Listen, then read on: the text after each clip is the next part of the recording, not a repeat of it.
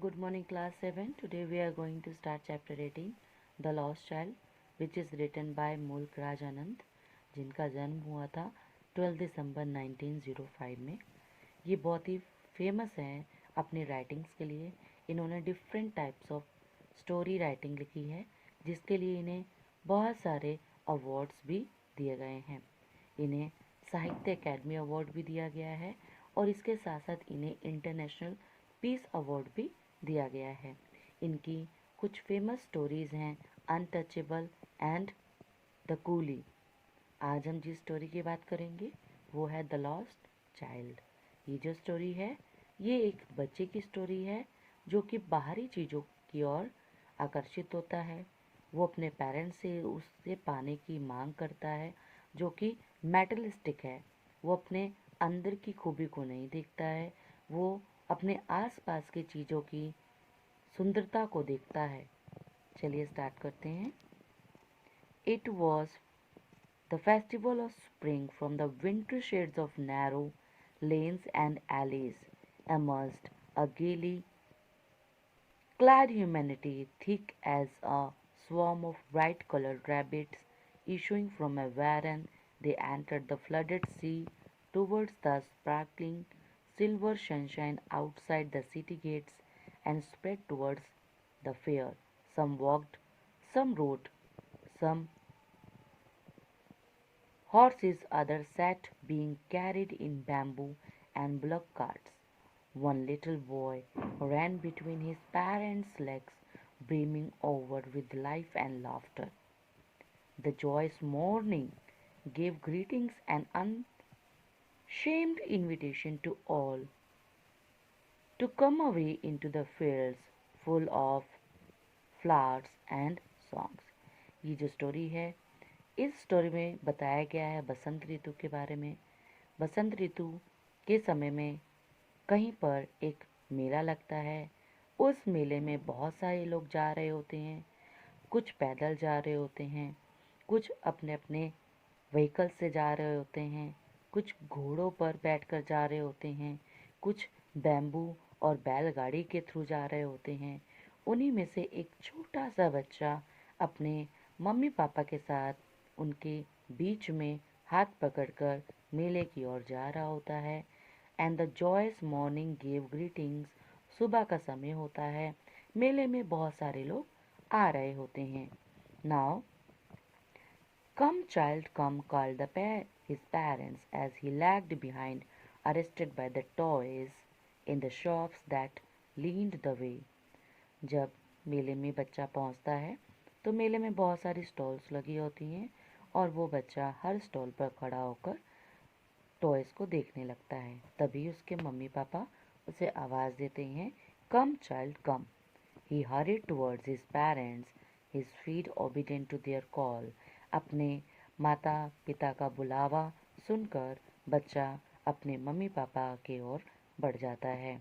His eyes still lingering on the residing toys, जबकि उसकी आंखें अभी भी उन टॉयज पे पड़ रही होती हैं।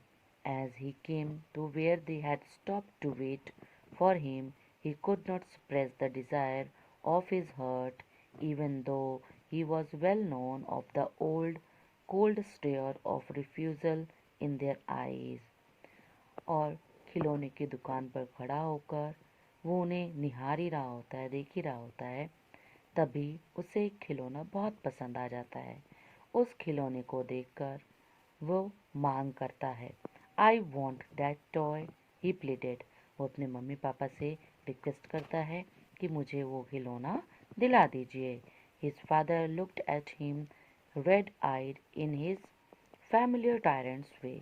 और ये सुनकर उसके पापा उसे गुस्से से देखते हैं क्योंकि वो बच्चा हर स्टॉल पर जाकर कुछ ना कुछ खरीदने की मांग करता है। His mother melted by the free spirit of the day was tender and giving him her finger to catch said, look child, what is before you.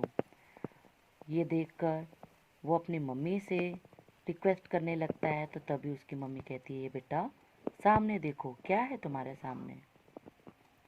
The faint disgust of the child's unfulfilled desire had hardly been quelled in heavy, pouting sob of a breath mother when the pleasure of what was before him fulfilled his anger आई। जब उसकी मम्मा ऐसा कहती है, वो जानता है कि मुझे मम्मी पापा नहीं दिलाएंगे कुछ, तो ये सुनकर वो रोने लगता है और आंसू भरी आंखों से कहता है, मम्मी, but they had left the dusty road on which they walked so far. और इतना कहकर वह दोनों अपने बच्चे को लेकर आगे बढ़ जाते हैं। It wended its weary way circuitously to the north, और वो नॉर्थ दिशा की ओर बढ़ने लगते हैं। They had to come upon a footpath in the field, और चलते चलते वो एक फुटपाथ पर आ जाते हैं। It was the pouring mustard field, और उनके सामने फील्ड होता है मस्टर्ड का। Pale like melting gold as it swept across the miles and miles, even land a river of yellow liquid light, ebbing and falling with each fresh eddy of wild wind।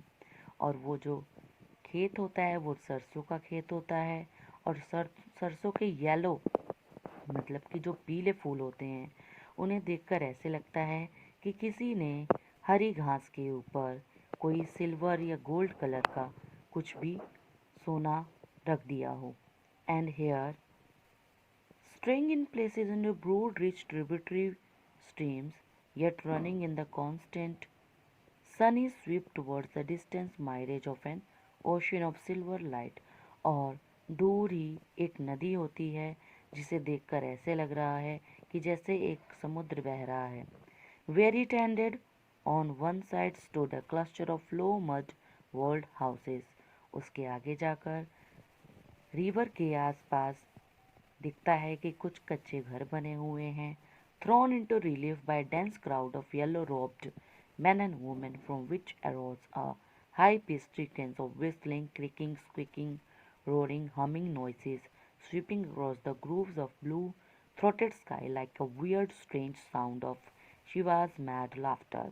और आगे चलकर देखते एक गांव का नज़ारा होता है, और गांव के लोग मतलब कि वहाँ पर गांव में चहल पहल होती है, अलग अलग साउंड्स नॉइसेस होती हैं, जैसे squeaking, hissing, creaking, humming. The child looked up to his father and mother. बच्चा अपने माता पिता की ओर देखता है, saturated with the shrill joy and wonder of this vast glory. और ये नज़ारा देखकर, गांव का नज़ारा देखकर बच्चा बहुत ही खुश हो जाता है। And feeling that they too wore the evidence of this pure delight in their faces, and he held the footpath and plunged headlong into the field। और चलते चलते वो एक फील्ड में पहुंच जाता है, खेत में पहुंच जाता है, prancing like a young colt, his small feet timing with the vital gust of wind that came rich with the fragrance of more distant field। और वो चलते चलते उस सरसों के खेत में पहुंच जाता है।